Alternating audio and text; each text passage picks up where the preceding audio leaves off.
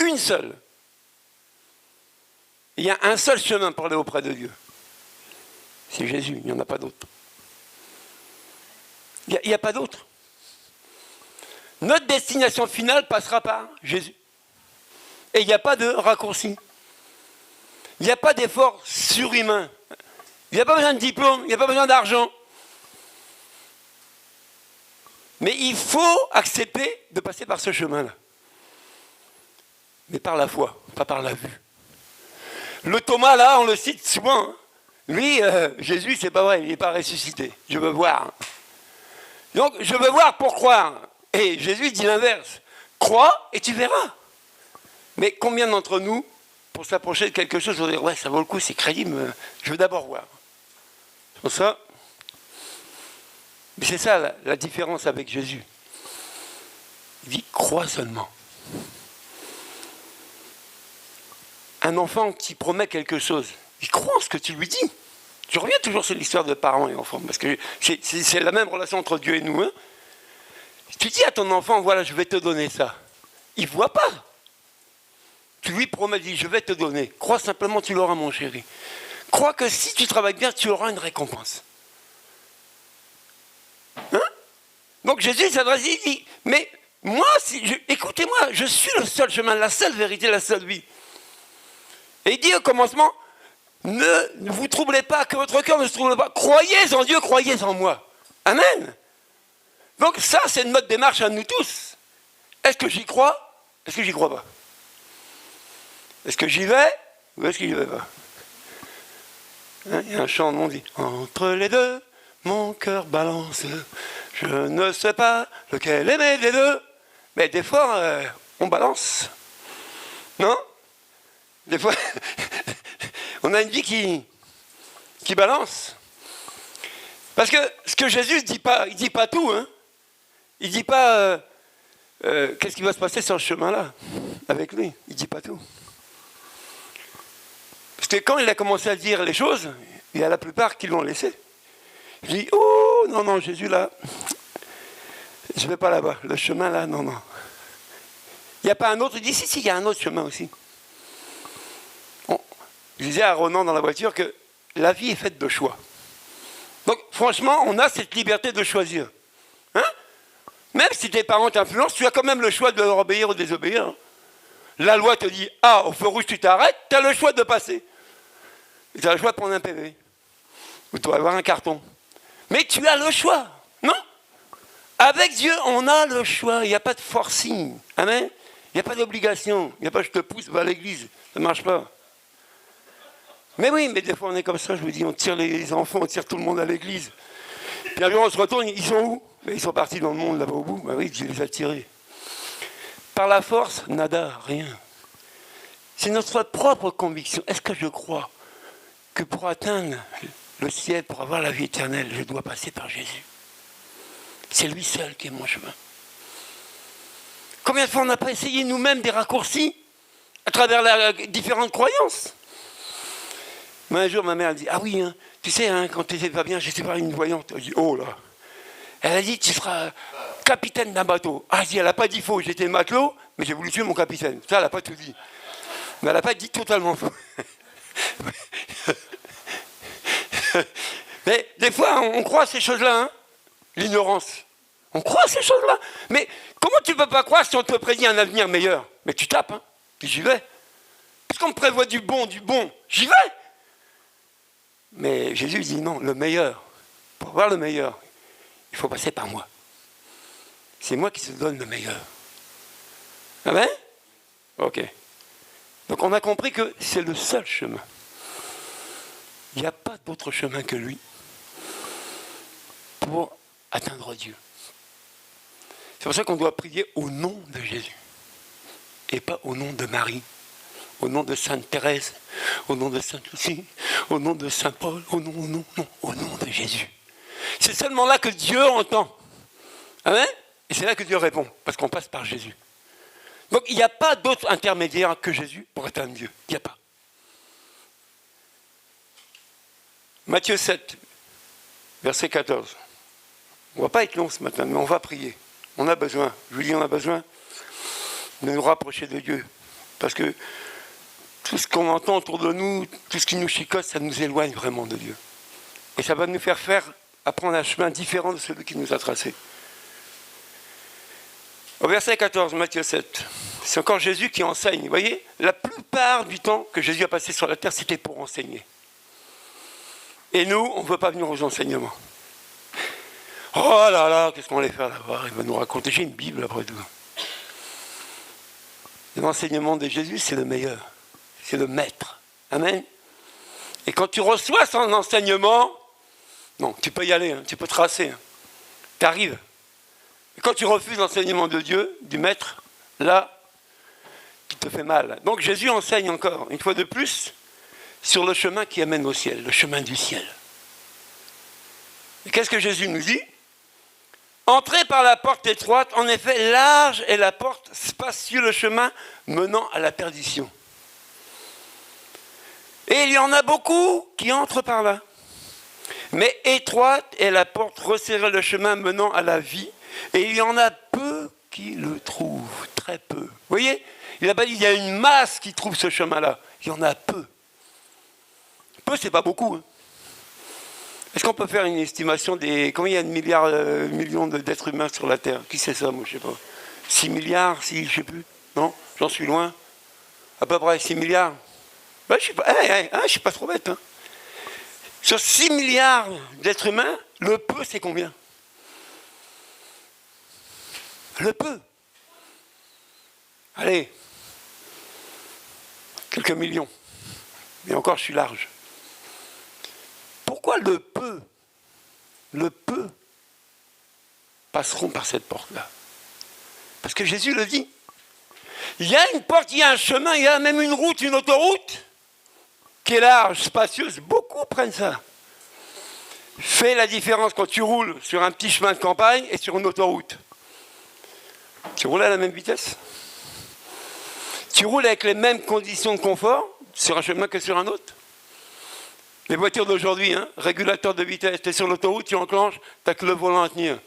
Et bientôt, tu n'auras même plus de volant à tenir parce que les voitures seront autonomes. Donc, tu seras peinard, tu peux même roupiller, tu peux même picoler, tu es dans ta bagnole, elle t'emmènera. Bon, il ne faut pas trop boire au volant parce que si le truc il se met en panne, tu dois reprendre ton volant. Hein. Faisons attention. Mais pour dire que voilà, c'est plus facile d'aller sur un chemin qui est large que sur un chemin qui est resserré. Pourquoi? Parce que sur un chemin resserré, on n'a pas beaucoup de place pour passer. C'est plus difficile. Et regardez, j'aime bien les traductions de la Bible, parce que sur la version Summer, c'est une autre version que Louis II, le chemin, ils appellent ça un sentier. Le chemin étroit, c'est un sentier. Et le chemin qui est vaste et large, ils appellent ça une route. Faites la différence entre une route et un sentier dans votre esprit. C'est pas pareil. On ne marche pas aussi vite. Hein. On ne marche pas aussi vite sur un sentier que sur une route. Mais je lui dis bien qu'il y a un seul chemin. Et on t'en propose deux. J'ai dit qu'on a tous des choix à faire avec toutes des conséquences. Je peux choisir le chemin resserré. Je sais qu'il y aura des conséquences. Je peux choisir le chemin large et spacieux. Il y aura des conséquences. Jésus le dit, celui-là, prends-le. Beaucoup le prennent. Mais il va t'emmener où ce chemin-là? Tous les raccourcis qu'on veut faire des fois, ça n'amène où? Jésus le dit. À la perdition. Perdu, paumé. Eh oui. Ce n'est pas les propositions qui nous manquent autour de nous. Hein. Ce n'est pas le manque de propositions qu'on a pour nous apporter des solutions. Mais je dis, tout ce que le monde va me proposer, ce ne sont que des solutions ponctuelles. Amen. Donc, quand Jésus nous appelle, ce n'est pas pour des choses ponctuelles qu'il veut nous donner. Ce sont des choses éternelles. Pour tout le temps. Imagine ça. Tu vivras tout le temps. Tout le monde a peur de la mort. Hein? Il dit, oh, monsieur, vous êtes condamné. Demain, c'est fini. Ah! Déjà, aujourd'hui, c'est mort. Pouf!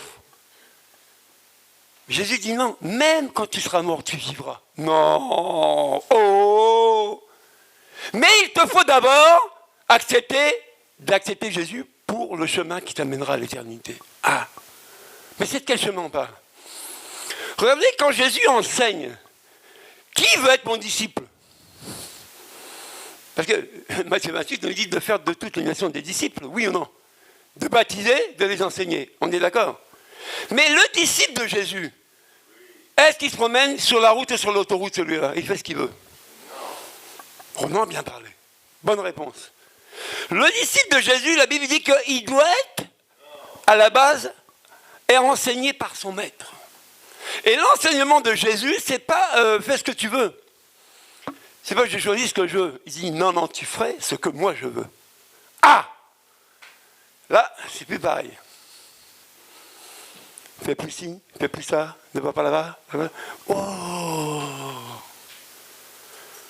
Un peu. Il dit non, pas du tout. Vous voyez? C'est pour ça que je dis que dans la masse, on peut faire beaucoup de choses. On se paume même dans la masse.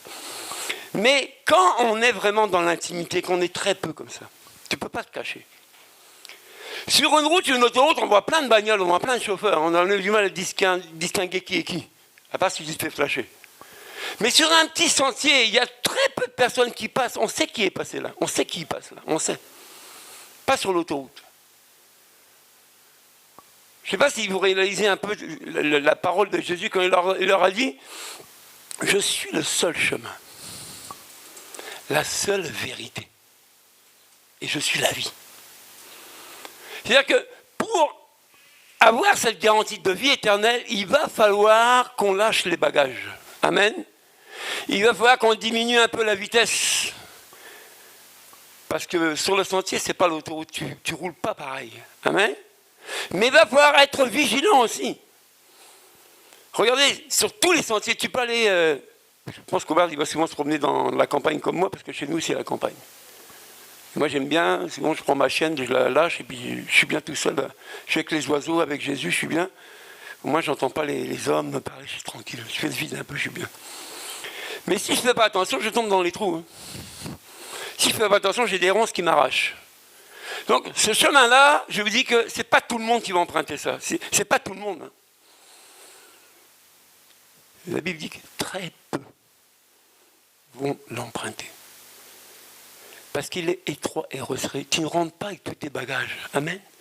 Tu ne prends pas ce chemin-là avec ta tradition, avec ta culture. On était dans la veillée de prière, et majeure partie qui était là-bas, ce sont des gens de la Côte d'Ivoire. Mais on sent la culture dans la vie des gens, vous voyez? On sent que la culture est là. Mais je dis que, quelle que soit notre culture, c'est la culture biblique qu'on doit accepter, qu'on doit manifester. C'est celle de Dieu, ce n'est pas celle de mon pays. Maintenant, si tu es devenu chrétien, enfant de Dieu, ta nationalité, c'est citoyen céleste. Pas terrestre, céleste. Quand j'étais dans ma formation, ils avaient fait le style de carte d'identité.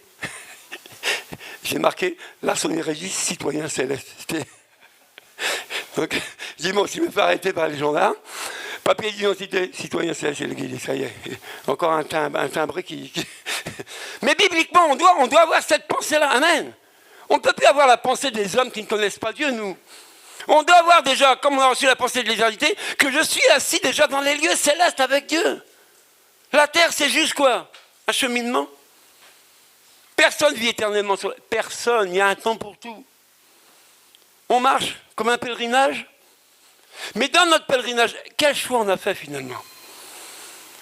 Le pèlerinage de je fais ce que je veux, je vais où je veux, quand je veux, avec ce que j'ai. Ou alors, je fais mon pèlerinage avec des obligations, avec des commandements, avec des règles, pas les miennes, celles que Jésus a établies. Regardez, quand Jésus passait pour les premiers disciples, il leur a dit « Suis-moi ». Il n'a pas dit « C'est nous qui suivons Jésus ». Je ne sais pas si je me fais bien comprendre. Quand Jésus dit « Suis-moi », c'est ta décision, c'est ton choix de le suivre, oui ou non. Maintenant, il ne t'oblige pas. Mais quand il te dit « Suis-moi », C'est pas l'inverse. Vous comprenez? C'est pas, on n'inverse pas les rôles chez Dieu. Lui, il nous donne le ton, et nous, on obéit ou on désobéit. Mais c'est toujours une histoire de choix. Tout le monde ici a toujours fait ce qu'il voulait pendant un temps. Parle à quelqu'un de Dieu dans la rue, le gars va t'envoyer balader pour beaucoup. Moi, je fais ce que je veux, c'est ma vie. Je fais ce que je veux, je suis libre, hein. Mais tu es libre, mon ami, d'être malade, tu es libre de mourir, tu es libre de tout. C'est ton choix. Mais Jésus nous pose cette question, j'ai un choix aussi. Est-ce que tu veux ma vie? Est-ce que tu veux vivre selon moi? Ce que je te propose, est-ce que tu le veux? Parce qu'il n'y a pas plus beau que de vivre selon Dieu. C'est une vie sainte. Hein? Tu sors le soir avec Jésus, tu vas à une veillée de prière comme on a fait, tu reviens le lendemain matin, tu n'as pas mal à la tête. Tu n'es pas rentré défoncé. Tu n'as pas mal au crâne. Tu n'as pas vomi. Ils ont passé en revue. Hein? Tu n'es pas sorti en boîte, ta femme est restée au lit parce qu'elle était malade et tu as fait adultère, tu n'as pas fait ça. Amen. Donc chez Dieu, il n'y a que du bon. Il n'y a que du bon à prendre. Mais comment refuser de prendre ce chemin-là? Ben, souvent notre refus, c'est que c'est dur à abandonner les choses. C'est dur. Mais c'est les règles pour avoir l'éternité. Mais est-ce qu'on accepte les règles de Dieu aujourd'hui? Est-ce qu'on accepte ses exigences? Est-ce qu'on accepte? Quand Jésus dira à ses disciples, parce que les disciples disent, mais Jésus, nous, on a tout quitté, qu'est-ce qu'on a plus maintenant, finalement? On t'a suivi, on a tout lâché. On va plus à la pêche, on laisse notre famille, on a tout laissé pour toi, pour te suivre. Qu'est-ce qu'on a de plus? Il dit, il n'y a pas homme ou femme qui ait quitté père, mère, frère, sœur, tout ça, qui n'ait reçu au centuple. C'est-à-dire que quand tu décides d'abandonner ta propre vie à Dieu, tes plaisirs, tes désirs, toutes ces affaires-là où tu baignais, tu étais bien dedans, il dit, tu recevras au centuple. Donc là, ça vaut le coup. Hein? C'est pas je gratte, je gagne. Hein? C'est que je décide, moi, d'abandonner ma vie. Je décide d'abandonner mes loisirs, mes plaisirs, pour faire plaisir à Dieu. Et j'ai plus à gagner comme ça. Parce que je gagne l'éternité. Je gagne la paix. Je disais à la CBI que tant que tu n'as pas accepté Jésus, tu es en guerre contre Dieu. Oui, tu lui fais la guerre. Quand on dit que je vous donne ma paix, la paix c'est Jésus. Quand tu reçois Jésus, eh bien, tu es réconcilié avec Dieu. Amen. Mais si tu n'es pas réconcilié, c'est que tu es fâché. C'est que tu es séparé de lui. Non? Donc tu es en guerre contre Dieu d'une manière ou d'une autre. Tu lui fais la guerre. Mais entre Dieu et nous, qui va gagner? Entre Dieu et toi, qui est le gagnant? Franchement, qui est le gagnant entre Dieu et nous? C'est Dieu tout le temps. Hein? Donc, que tu veuilles, tu ne veuilles pas, Dieu est gagnant. Donc, je dis souvent qu'entre un croyant et un non-croyant, il y a un seul Dieu, il n'y en a pas deux. Il n'y a pas le Dieu des non-croyants et le Dieu des croyants. Il y a un seul Dieu créateur de tout. Un seul. Un seul qui a dit, j'ai tant aimé le monde. Donc, dans le monde, il y a les bons, il y a les méchants. Mais c'est toujours un seul Dieu. Un Dieu qui a pouvoir sur toi, sur la vie et sur la mort. C'est lui. Il dit, j'ai le pouvoir de donner, j'ai le pouvoir de reprendre. Bon, qui va le contester contre Dieu? Bon, quand tu aimes bien quelque chose là, et qu'on te le prend, tu pleurniches, tu broutes, on t'entend grogner. Mais Dieu dit, hey, c'est moi le boss. Je prends ou je donne. Je fais ce que je veux. L'histoire de Job. Vous croyez que Job, c'était tranquille? Le monsieur, il a tout ce qu'il faut. Femme, enfant, cheptel, mais il est bien. Maintenant, j'ai dit, le diable, il taille une bavette les deux là. Ils discutent tous les deux, ils disent, vas-y, prends-lui. On va voir. On va voir s'il t'appartient encore. On va voir. Mais nous, quand on nous prend quelque chose, est-ce qu'on ne chouine pas? Hein? Quand on touche à notre intérieur, les choses intimes, les choses qu'on aime bien, et qu'on nous les enlève, est-ce qu'on ne chouine pas? Ton confort personnel, là. Hein? Ce que tu aimes bien, ce que tu aimes bien choisir, là. Hein? Comme on dit souvent, mon péché mignon. Je ne dis plus quand un péché, c'est mignon. Il y a des expressions tordues. Mais dès que Dieu met l'accent, il dit ça, donne-moi-le. Ça, tu n'en as plus besoin. Lâche ça. Parce que plus tu vas vouloir t'approcher de Dieu, plus il faut lâcher. Amen? Parce que des fois, on est bien blindé. Hein, on a des tiroirs depuis X années qu'on a amassés à travers notre culture, à travers la famille, à travers la tradition. Donc, on a accumulé plein de choses. Mais Jésus te dit que pour prendre ce chemin-là, il faut abandonner ces choses-là. Tu ne passeras pas. Dans le chemin que je te propose, il n'y a pas de place pour ça. Il faut lâcher. Tout ce qui est fête, tradition, tout ce que tu veux là. Il dit, c'est fini, moi je ne suis pas dans vos fêtes, je ne suis pas là-dedans. Ça paraît difficile, mais c'est simple finalement. Il suffit de répondre à l'appel de Dieu.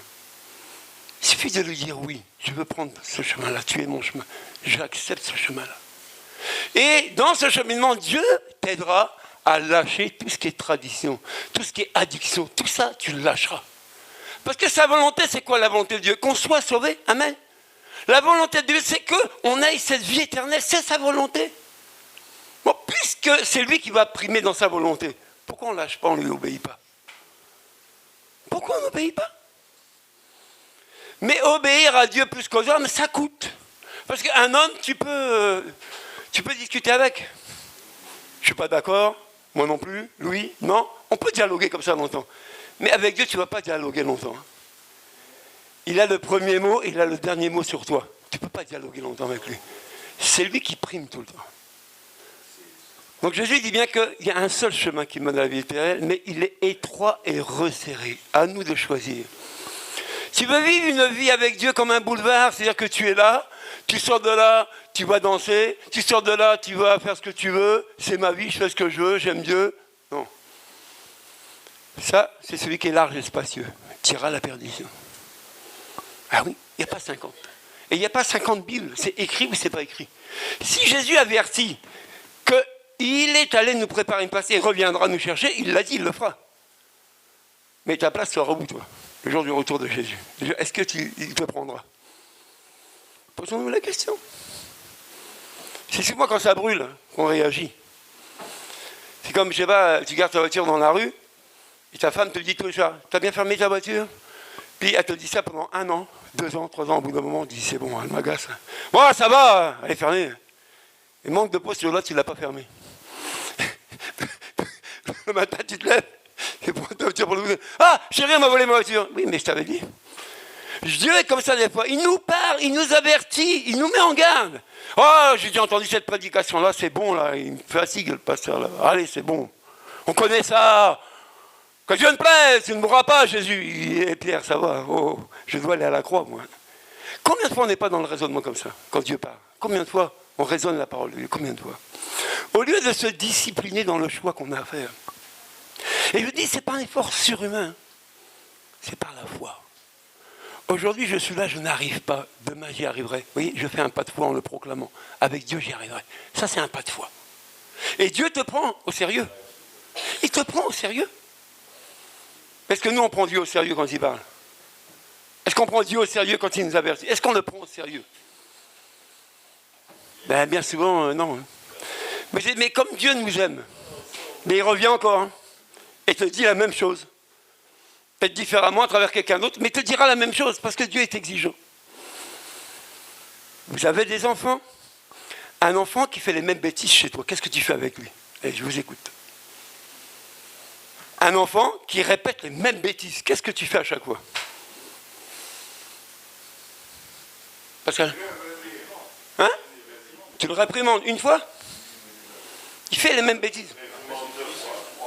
Tu le réprimandes, tu le punis, et il continue. Qu'est-ce que tu fais? C'est ton enfant. Tu le punis encore, il continue. Qu'est-ce que tu fais? Est-ce que tu lâches le discours? Est-ce que tu dis, services sociaux, prenez-moi-le. Non, j'en peux plus que celui-là. Mais c'est le tien. Je me suis dit, ouais, c'est ton enfant. À qui gérer ton enfant? Les services sociaux? Le voisin? L'église ou toi? C'est ton enfant. Mais qu'est-ce que tu fais? Mais tu continues à lui parler. Tu continues à l'avertir, tu continues. Mais c'est ce que Dieu fait, il continue tout le temps à nous parler.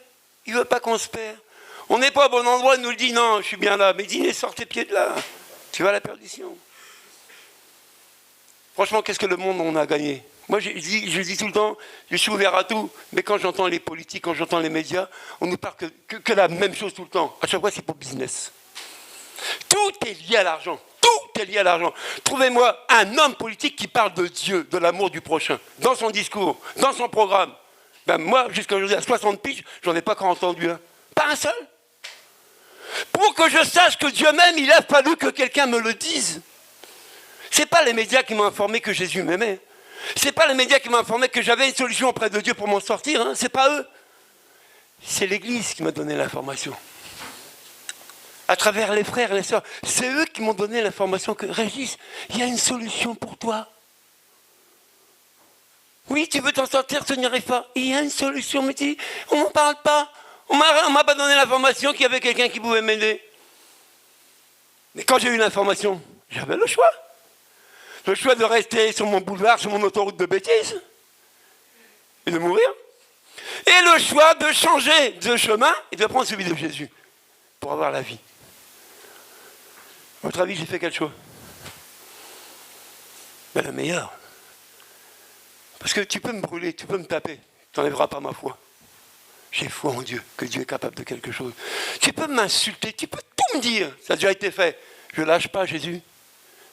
Je suis sur son chemin, je veux aller jusqu'au bout avec lui. Amen. Parce que ce n'est pas un chemin, je vous dis, facile. Ce n'est pas une décision facile, mais quand tu la prends, tu dois aller jusqu'au bout. Mais tu verras que sur ce chemin, quand c'est difficile, tu fais appel à lui, il t'aide. Tu peux tomber, il te relève. Dans notre société, quelqu'un qui est tombé, qui va le relever? Qui va y tendre la main aujourd'hui? Pas beaucoup. Hein. Des fois, même pas ta famille. Ça fait mal. Mais c'est la vérité. Pourquoi? Parce que les gens t'ont parlé, tu n'as pas écouté. Au bout d'un moment, ouais, il l'a cherché. Mais qui m'a dit qu'il fallait que je cherche Dieu? Ah, personne. Vous voyez, c'est ça le problème qu'on a. On sait dire que ça, c'est pas bien, mais c'est bien. Qui me dit c'est quoi bien? Prends ton enfant. Moi, je vous dis, c'est bien de comprendre ça comme ça. Ton enfant, il fait une mauvaise chose. Tu dis, ah, faut pas faire ça. L'enfant t'écoute. Mais est-ce que ça lui montre la bonne manière de faire? Souvent, non. Pourquoi? Parce que nous, on est adultes. Et lui, il est enfant. Il n'a pas un cerveau comme toi. Il n'a pas une compréhension comme toi. Il n'a pas une vision des choses comme toi. Avec Jésus, c'est pareil. Quand tu arrives avec Jésus, tu ne comprends pas tout au début. Tu ne sais pas tout. Mais c'est en lui faisant confiance, en étant fidèle avec lui, que tu vas découvrir ce que tu ne sais pas. Mais ce n'est pas en restant à ta place. Ce n'est pas en restant à raisonner sur toi-même que ça va changer. C'est en allant vers lui. En acceptant de prendre son chemin. Et c'est là que tu découvres qui est Dieu. Mais si tu continues à raisonner, si tu continues à réfléchir avec tes neurones, tu finiras avec ça. C'est ce qui sera toujours de la même manière. Je dis souvent que la parole de Dieu, elle est oui et amen. Quand tu entends le message de Dieu, tu as le choix de dire oui à ce message ou non. Il n'y a pas de forcing. Moi, je ne t'en veux pas. Mais pour moi, ce qui t'est écrit là, ça vient de Dieu. Et c'est lui seul qui a la vérité. Il est vérité. Et il nous a laissé quelque chose pour nous aider, c'est l'esprit de vérité qui est en nous. Amen. Et le Saint-Esprit est tenu de nous conduire dans la vérité. Amen. Donc on n'est pas paumé. On a un guide en nous qui nous amène sur ce sentier-là. Jésus sur ce chemin-là. C'est le Saint-Esprit. Mais le Saint-Esprit, on doit le choyer. Amen. On doit l'alimenter. On ne doit pas l'attrister régulièrement par nos bêtises. Mais même si c'est le cas, tu as un chemin encore qui s'appelle repentance. Regrette tes erreurs. Tu sais ce que tu as fait. C'est pas l'autre qui a fait à ta place. Avec Ronan, on discutait, il dit, nous on cherche toujours la faute de quelqu'un. C'est pas ma faute, c'est l'autre. Donc c'est toi qui as décidé, tu dis non, c'est ta faute. Tu es responsable, mon ami, dans la vie. Tout le monde est responsable. Chaque choix que tu vas faire, il y aura une conséquence. Tu acceptes Jésus, il y aura des conséquences, il y aura des sacrifices à faire. Il y aura des renoncements à faire. Il dit ça, je ne veux pas, renonce à ça. On a fait un petit partage avec les baptisés un samedi, là, et je leur disais que le disciple doit apprendre à se renier lui-même. Pas quelqu'un à ta place. Toi, tu renies ta vie d'avant. Ton horreur de ta vie d'avant. Parce que Jésus te propose une nouvelle vie. Parce que si seulement on n'avait pas à renier notre vie d'avant, on sera peinard. J'accepte Jésus, comme disait Paul Naref, qui chantait pas mal, hein. Hein? Bon. On ira tous au paradis, on ira, qu'on soit béni ou maudit, on ira. Depuis quand? Aujourd'hui, tout le monde pense que oui, j'ai accepté Jésus, je vais au paradis. Mais depuis quand, mon ami? Tu ne rentres pas dans les critères de Dieu, tu désobéis à sa parole, tu dis je vais au paradis. Mais depuis quand? Donc tu as pris un raccourci, le tien. Tu t'es calculé, tu t'es fabriqué un raccourci à ta manière, comme ça tu es bien. Moi, Dieu, il est comme ça pour moi. Et lui, tu dis non. Lâche ça, tu n'es pas, je ne suis pas comme ça. Je suis là, ici, là, c'est là, je suis. Et des fois, on tient tête. Hein. Bon, on peut tenir tête à Dieu longtemps, hein, mais un jour, il aura raison, je vous dis. Je vous dis, Dieu est patient, il n'est pas comme nous. Nous, on lâche vite dans les caractères difficiles. Hein.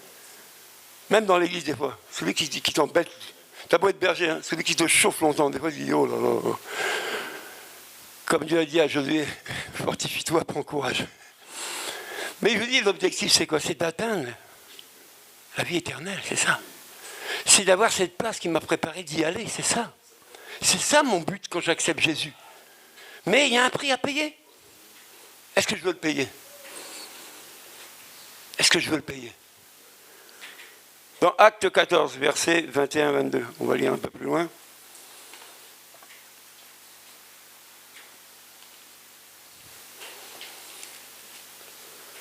Je ne sais pas si c'est le poil à ma chambre, j'ai chaud.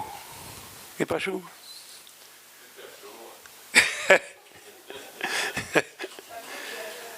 Amen. Voilà. Acte 14, verset 21-22.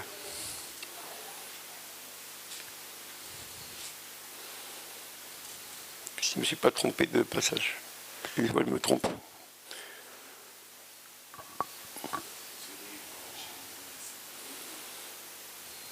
Voilà. Donc ça, c'est l'apôtre Paul hein, qui parle. Apôtre Paul, selon la volonté de Dieu. Tout le monde connaît ici plus ou moins qui est l'apôtre Paul. Il a été choisi par Dieu et il sert Dieu.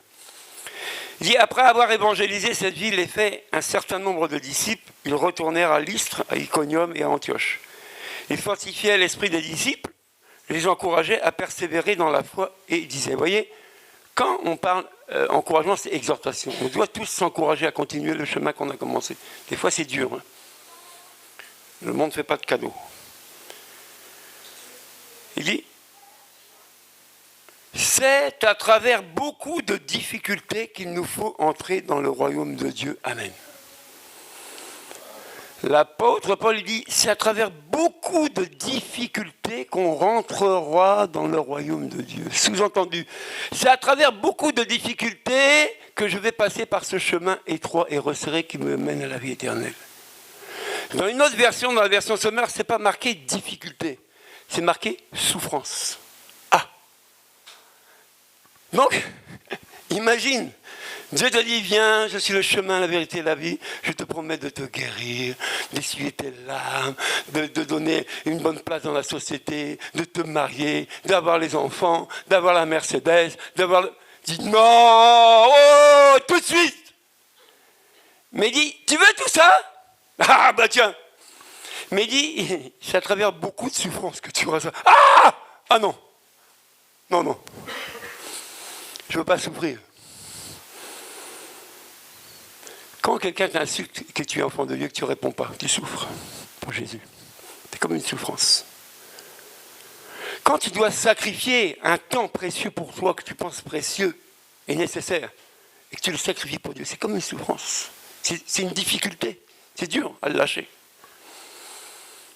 Je vous disais tantôt que quand j'ai fait ma formation au ministère, Muguette avait le pied cassé, on était à Dargy. Tu sais où c'est Pascal Dargy où on était? Donc elle était seule dans la campagne tout le week-end avec un plâtre. Et on dormait encore à l'étage. Donc je dois laisser ma femme toute seule, avec ses béquilles, se débrouiller tout seul. Moi je vais en formation. Je vais me faire redresser le poil pour être meilleur demain, pour servir Dieu. Mais quel homme vraiment qui aime sa femme va accepter ça? Moi, j'ai refusé. Elle m'a dit, vas-y, va servir Dieu. Mais c'est une souffrance de laisser ma femme comme ça, toute seule. Imaginez, elle est toute seule dans la campagne. Vous saviez où on était au bar? En plus, là-bas, c'est les cambrousses. Hein. On peut venir t'attaquer, on peut venir tout faire. Elle est toute seule. C'est un choix qui est difficile à prendre. mais c'est pour Dieu. Est-ce que tu as déjà eu des choix dans ta vie pour servir à Dieu difficiles comme ça? Où tu dois lâcher quelque chose que tu aimes. Rien que pour suivre Jésus. C'est ça le choix qu'on doit faire. C'est ça ce que Jésus enseigne, que pour rentrer dans le royaume, ce n'est pas les mains dans les poches, la fleur au fusil, le parasol, la plage, hein, le damoiseau, le piment, tout ce que tu veux. J'étais même surpris, je veux dire ça, moi j'aime Dieu. On va faire les achats hier, bon, ça sort un peu du contexte du message, mais je vois dans les congélateurs Intermarché un plat, tout prêt. Colombo! Je dis, ah! Il y en a là tout près! Ils fabriquent le Colombo maintenant. Donc je dis qu'on n'a pas d'effort à faire, le monde nous propose plein de choses. Mais Jésus nous propose une seule chose, emprunter son chemin. C'est entendu, tu souffriras dans ce chemin-là. Tu souffriras. Mais est-ce que je préfère souffrir pour Dieu ou être dans le monde puis souffrir comme les gens souffrent? Quel choix je fais? Ton choix est fait, Pascal? Je note. Merci à toi. Regardez, Matthieu 19, un autre passage qui nous rapporte à un choix.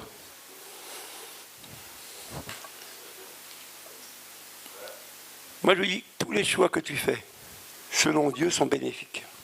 Peut-être tu ne vois pas aujourd'hui ta récompense, tu le verras demain. Dieu n'est pas un Dieu ingrat comme les hommes. Dieu est un Dieu reconnaissant. Mais tu les vois, mais heureusement. Mais imagine, j'ai choisi Jésus, je suis encore plus malade qu'avant, plus triste qu'avant, plus pauvre qu'avant, plus mauvais qu'avant. Mais à quoi il me sert Jésus? Ce n'est pas le Jésus de la Bible que j'ai choisi, c'est un autre. C'est un imposteur. Mais il y a des imposteurs, je vous dis, on prêche des imposteurs qui te dépouillent et tu n'as rien. Il faut faire attention.